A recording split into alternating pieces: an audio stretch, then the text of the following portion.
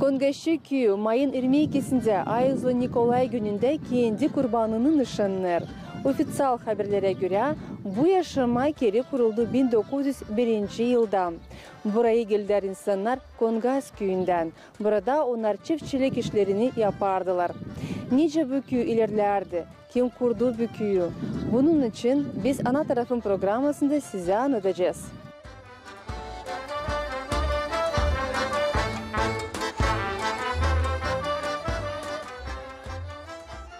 Sayılar hani Kongaşık ilk yaşayana geldi bu köye 1905 yılda. Bugün hani söylemem biz kutluyoruz 120 yılını. 1905 yılda geldi ilk yaşayana. Ona geldi bırakışlama. Kongazlıların tarlaları buradaydılar. Ona gelirdiler onu işleme. Ama bir gün sonra düşündüler hani gitmeyecekler yeri Kongaza uzun yol, zor yolda gezme tarla yeri gibi. Onlar düşündüler hani ona kalacaklar bir kış burada. Onun için bizim ilk köyümüz Aşık Kongaşık sayılır. Ona söyleyelim kışlama. Sonra buraya geldi başka yaşayanlar da köy başladı büyüme. Oldu ilk arkada Kongaşık. Kongaşık deni Kongaz'dan çıkma ya da küçük Kongaz bu işin.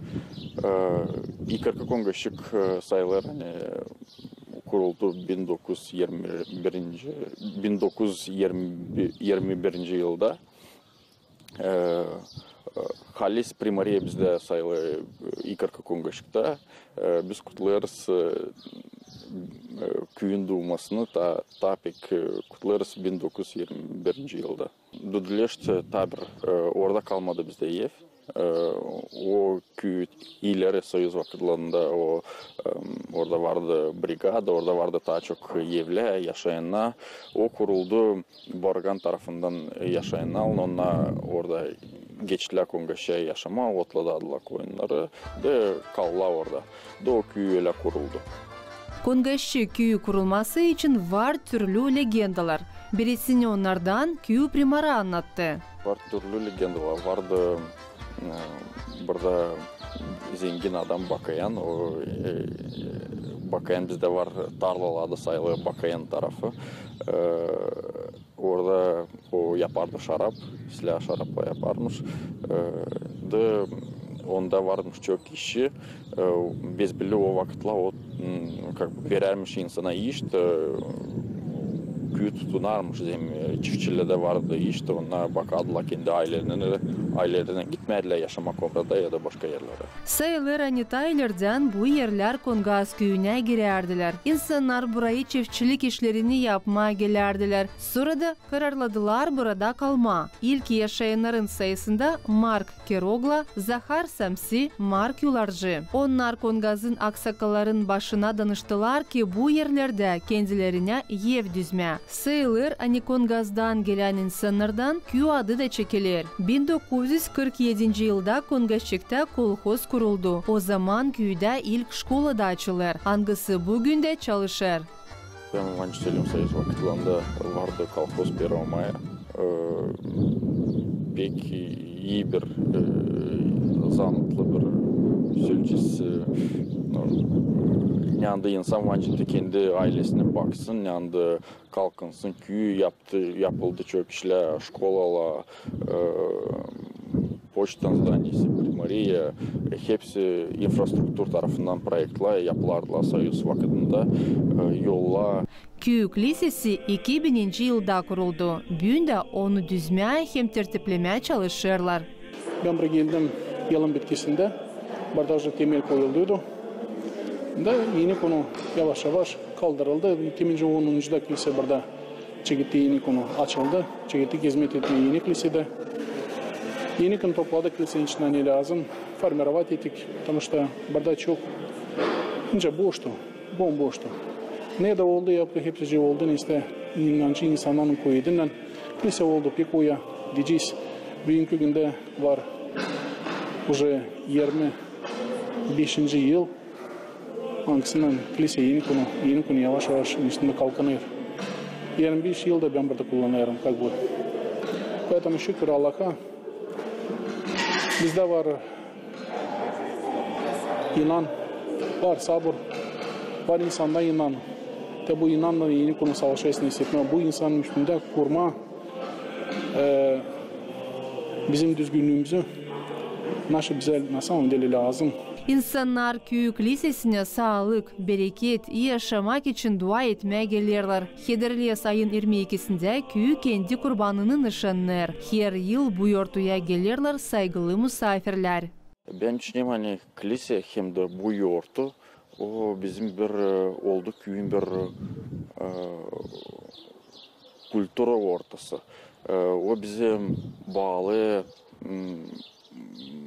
tradisiya taraflardan biz getirdiği aklımıza olay bir bağlantı pokoleniyle getirdiği aklımıza evvelki pokoleni belki neredeyse yarıştırıyorsa onu gençlerle duyes kendilerimizi burada bir aile gibi. Bu yurtu bize diyelim bir bağlayıcı insanı birbirinden bir yurtu. Во-первых, хотел бы пожелать Кангайчику, всем христианам, пожелать здоровья, мира, благополучия. Святой Николай известен своим милосердием и большой заботой о людях. Поэтому в такой великий день пусть у людей будет все хорошо, пусть Бог помогает и оберегает. И вас благодарю за то, что вы сегодня пришли и освещаете данное мероприятие. Храмовый праздник села.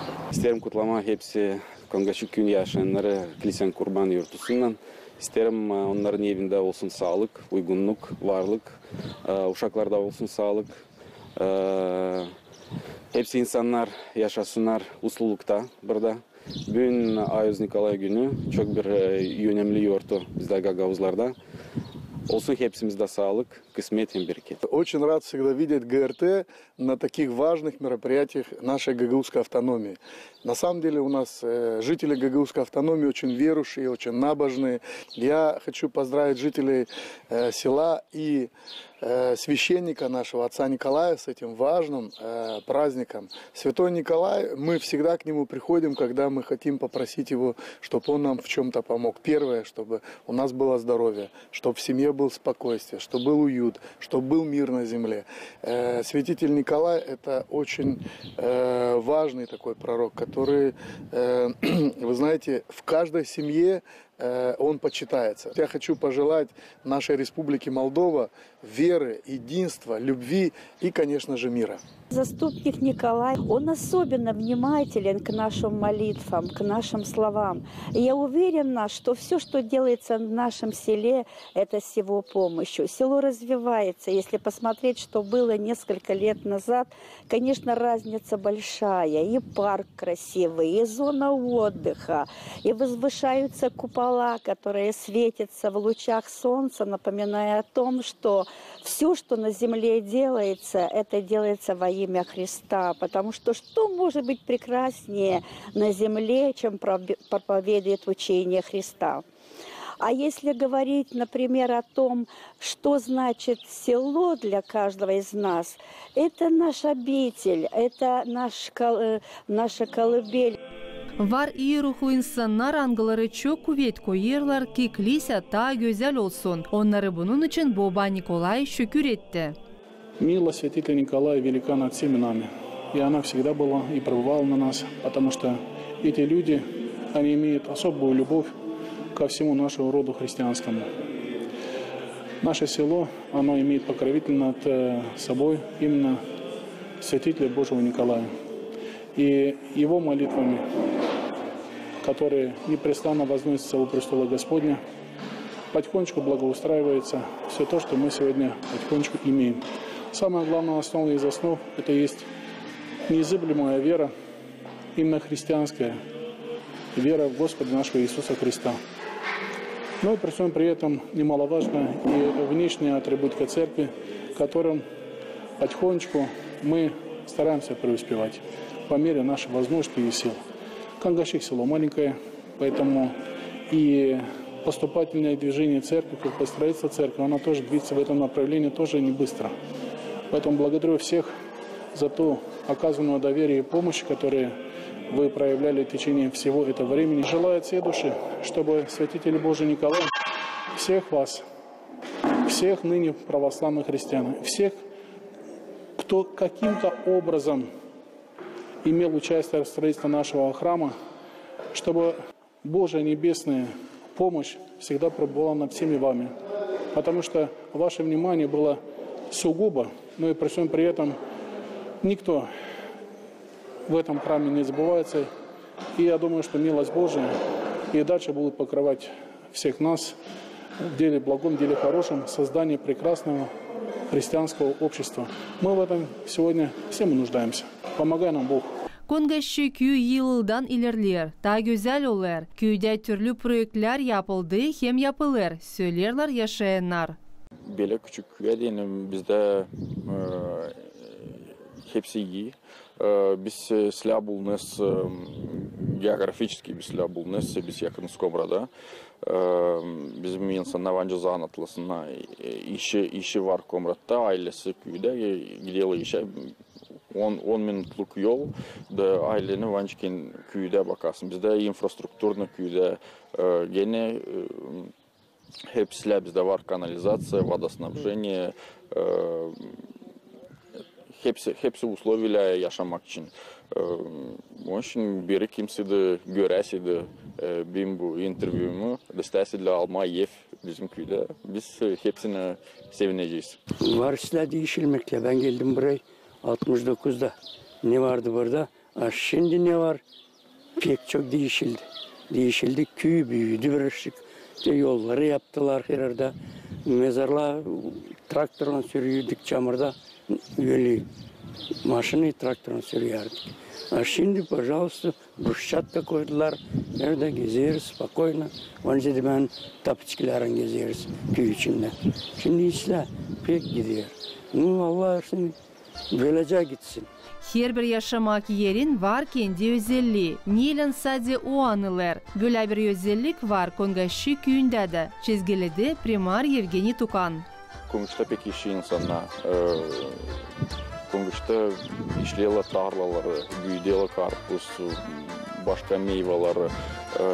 Ben sanırım bütün Gaguzya, Moldova'da уже влияние Kongaş'ı anılmış bu taraftan bir köy. Ben kodulanırım köyün insanlarından. Hani burada öyle işçi insanlar. Kongashi köyünde var çok işçi hem çalışkan insan. Birisi onlardan Elena Fyodorovna. O Kongashi köyünde aksakallar nasatın temsilcisi. Elena Fyodorovna, ne varınca anladasınız bize kendi ana köyü için. Nice burada insanlar işlerler, çalışırlar, yaşırlar, neyle zanatlanırlar? Bizim köyümüz Kongashi küçük bir köy ama insanlar burada pek çalışkan. Burada çok büyüdüler, karpuzluk bizde meyveler. Şimdi başladılar çocuklar böyle gençler yaparlar. İyi daha başka papşo, yekin böyle işlerde büyüdüler. Hepsi ne lazım insana bugünkü günde. Primar da bize söyledi, hani Kongashi köyü onun özelliği onda, hani burada pek çalışkan, pek işçi insanlar. Niçin öyle oldu? Hani mahsus bununla anılır Kongashi köyü. Neden bu başladı sizin bakışınıza göre?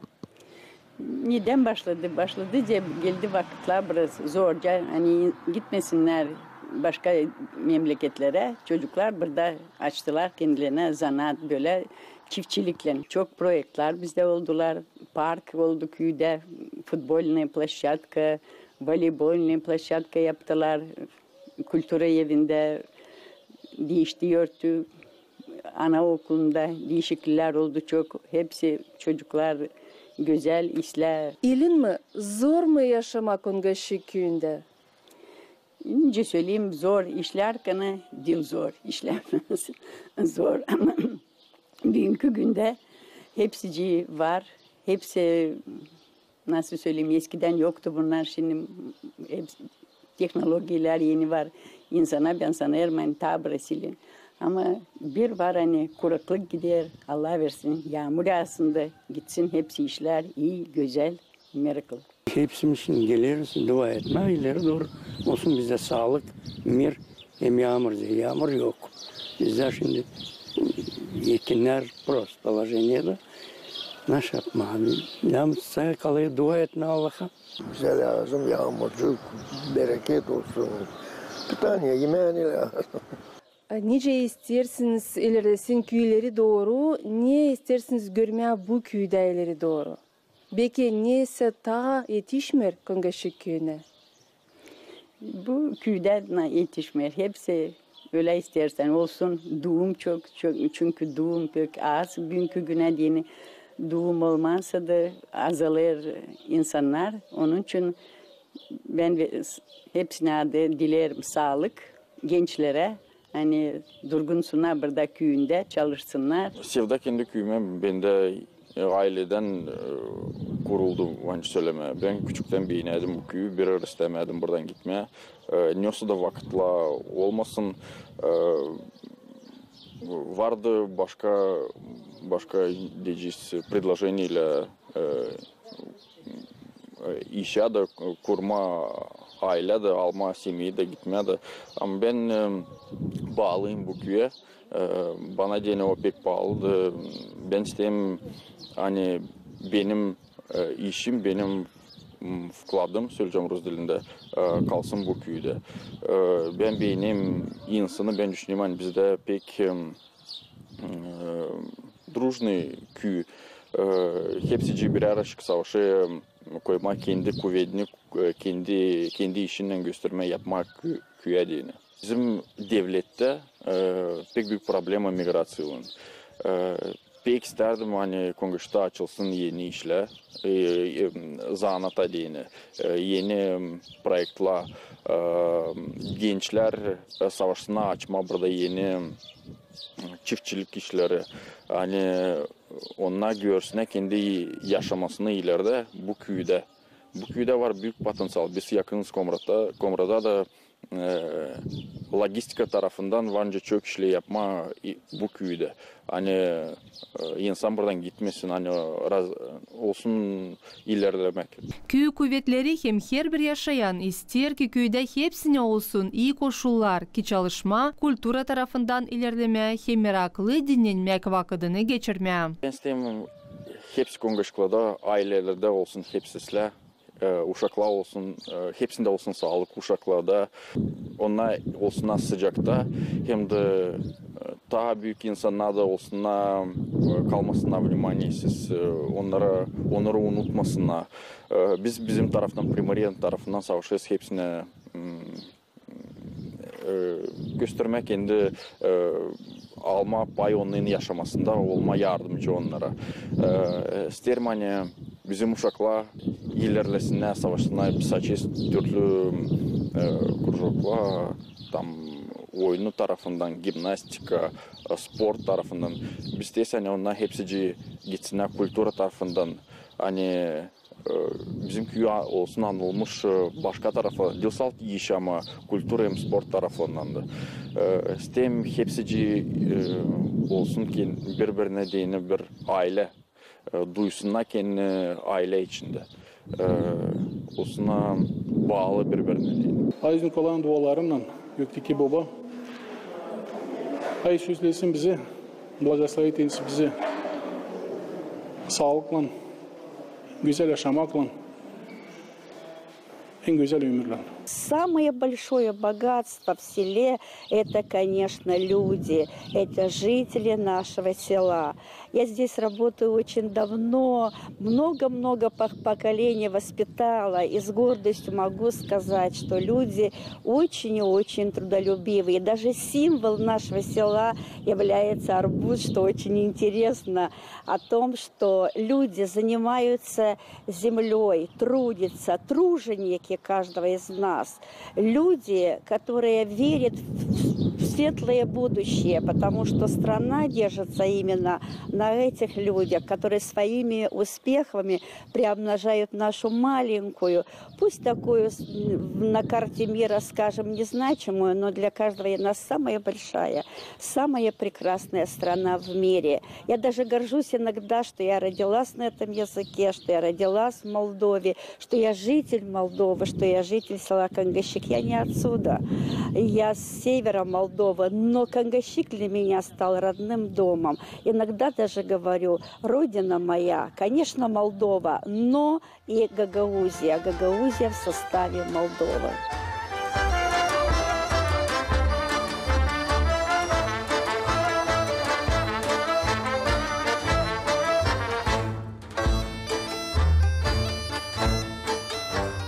Kongashik köyünde ofitsial haberlere göre yaşar 1200 insandan ziyade. Onlar çalışkan hem işçi. Her gün onlara getirsin sağlık, kısmet hem başarılar hem Kongashik köyü yıldan sade ilerlesin.